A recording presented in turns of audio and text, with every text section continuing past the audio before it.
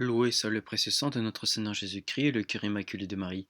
Voici la lecture maintenant, si vous voulez bien, du Trésor des Cornélus à Lapidé sur la simplicité et la droiture pour suivre la sobriété.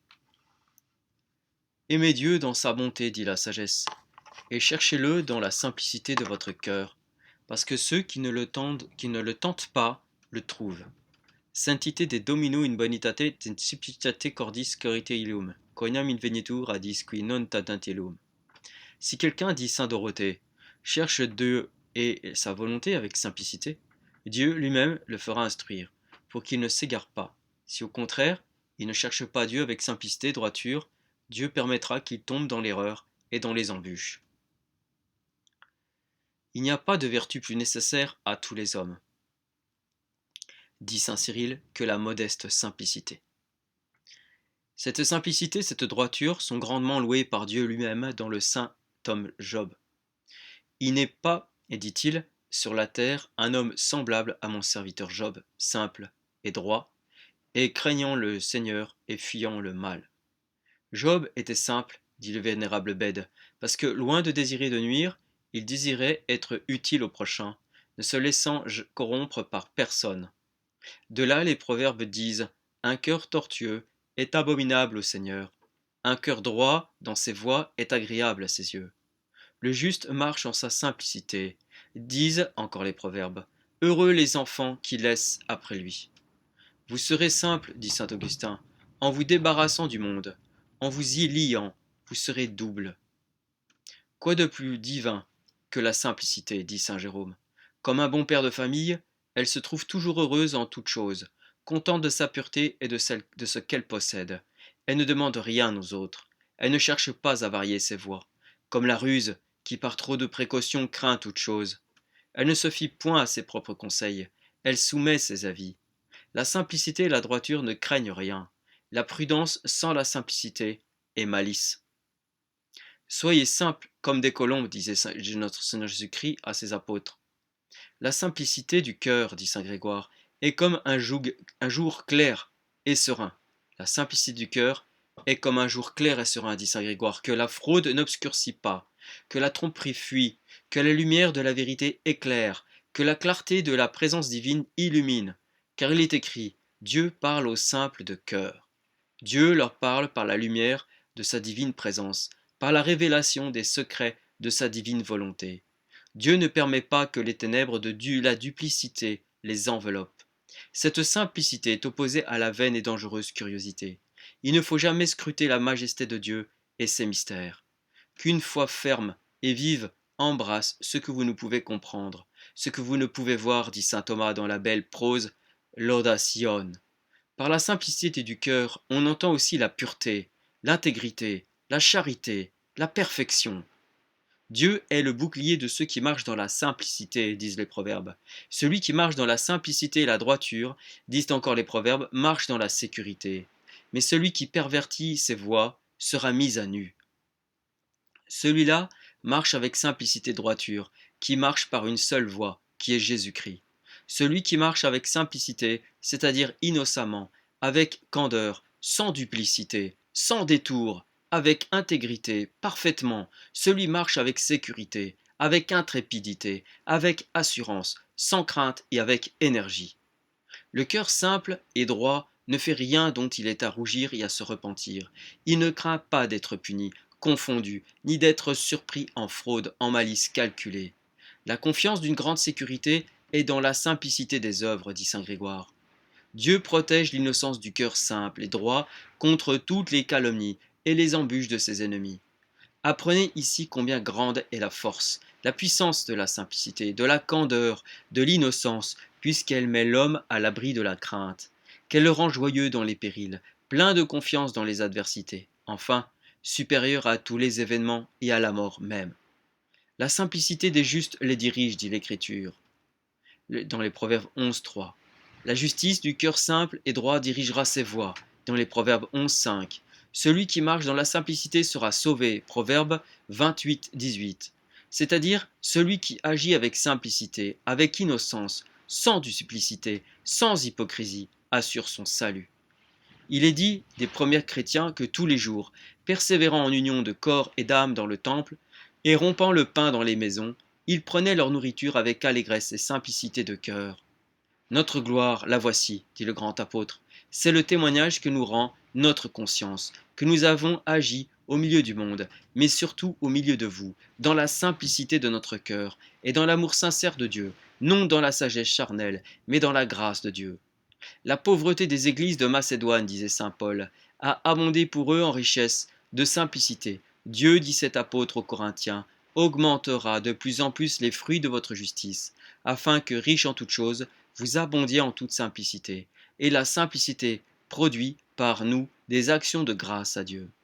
Mais je crains, leur dit-il, que comme le serpent séduisit Ève par son astuce, ainsi vos pensées ne se corrompent et ne s'éloignent de la simplicité qui est dans le Christ. Sobriété. Ne continuez pas à ne boire que de l'eau, dit l'apôtre à son cher disciple Timothée, mais usez d'un peu de vin, à cause de votre estomac et de vos fréquentes infirmités. Si la corde d'un instrument est tendue avec trop de force, dit saint Grégoire, l'instrument ne résonne pas. Si elle n'est pas assez tendue, l'instrument va mal. Ainsi en est-il de la vertu de sobriété. Elle est entièrement nulle si l'on ne dompte pas ses passions autant que l'on peut. C'est là la première condition de la sobriété. Mais elle est très imprudente et déréglée si l'on exténue le corps plus qu'il ne faut. Je vous exhorte tous, écrit saint Paul aux Romains, à ne point être sages plus qu'il ne faut, mais à l'être avec sobriété, et selon la mesure du don de la foi que Dieu a départi à chacun de vous. Point d'excès de zèle, de jeûne, de pénitence, de mortification. Il faut de la sobriété en tout. Soyez sobre et veillez, dit l'apôtre saint Pierre, car le démon, votre adversaire, tourne autour de vous comme un lion rugissant, cherchant une proie à dévorer. Il faut se servir des choses temporelles plutôt par besoin que par goût, dit saint Augustin, afin que nous méritions de jouir des choses éternelles. Usez des choses avec modération, avec sobriété, cela suffit à celui qui doit mourir. Point de sainteté sans sobriété. Il y en a qui vivent pour manger, dit Socrate. Moi, je mange pour vivre. Le commencement de la vie de l'homme est l'eau, le pain, le vêtement, dit l'Écriture. C'est ce que dit le grand apôtre. Ayant le manger et le vêtement, contentons-nous-en. Saint Bernard, écrivant à Robert, lui disait: le sel et l'appétit suffisent comme assaisonnement à celui qui vit avec sobriété.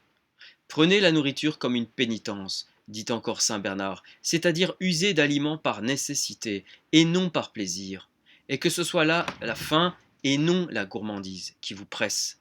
Ne nourrissez pas votre chair pour les vers, et mangez de manière à avoir toujours faim.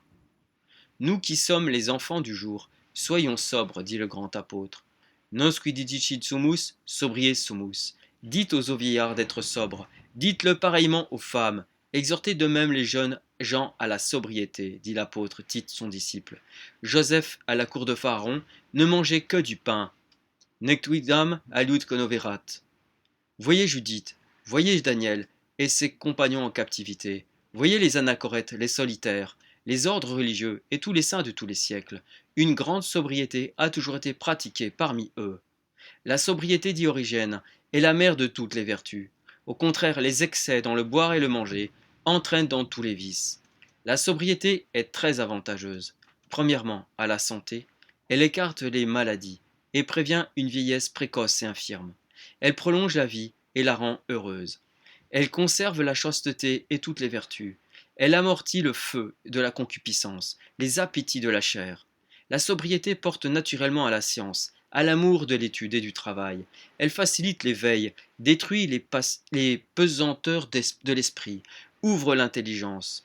Moïse, Élie, Judith, Esther, les Maccabées, les patriarches, les prophètes et les apôtres, les martyrs, tous les saints qui ont fait de si grandes choses, ont tous été sobres, et c'est la sobriété qui les rendait propres à tant d'héroïques vertus et d'héroïques œuvres. Par la sobriété, on épargne pour donner aux pauvres. Par la sobriété, on ne craint aucun sacrifice. Par la sobriété, on renonce facilement au monde, au siècle, à la volupté, à la chair, à soi-même, et l'on triomphe de toutes les épreuves, de toutes les tentations, de toutes les passions. La sobriété est la mère de la sagesse, la colonne de la force, la cuirasse contre l'impureté, le guide des yeux, la gardienne de la bonne volonté et de la bienveillance, la circoncision des pensées et des désirs parvers, la mort de la luxure, l'harmonie du corps et de l'âme. Elle empêche toutes les révoltes et les passions honteuses, dégradantes. Elle conserve la continence, même la beauté des traits. Elle fléchit le cœur, le gouverne, elle règle les prières, les confessions, les vœux, le zèle, les austérités. L'intempérance, l'ivrognerie fait le contraire. C'est pourquoi quelqu'un ayant demandé à Platon où il avait puisé une si grande sagesse. Je l'ai puisée, répondit-il, dans la sobriété, car j'ai plus consommé d'huile dans ma lampe que de vin dans ma coupe. Écoutez comment le vénérable Bède fait ressortir les admirables qualités de la sobriété et les énumère. La sobriété, dit-il, conserve la mémoire, aiguise le sens, rend l'âme sereine, règle le visage, conserve entièrement la pudeur, adoucit la fureur des penchants. Elle régularise le coup d'œil, elle donne de la délicatesse à l'ouïe, elle rend le cerveau libre, elle purifie la langue, elle rend apte à comprendre les choses.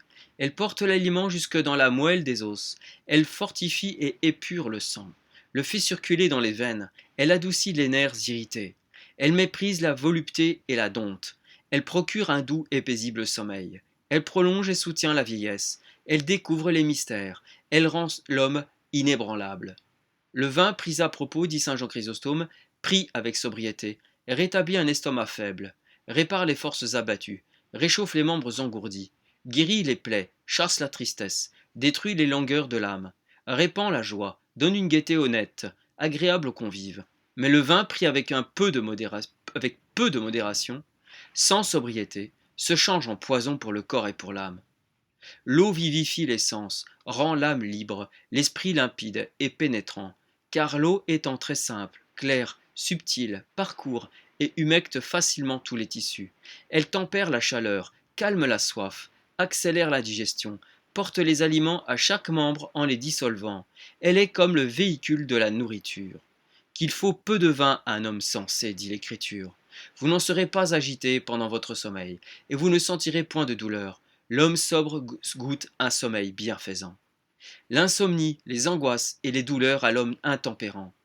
La sobriété est donc la mère de la santé, d'une longue et heureuse vie, de la sainteté, de la sagesse, de la pureté, de la modestie, de la paix, du bonheur et d'une bonne mort. Elle est l'assurance du salut. Elle est le salut du corps et de l'âme, le bonheur pour le temps et pour l'éternité. Gloria in altissimis Deo, et in terra pax hominibus bone voluntatis.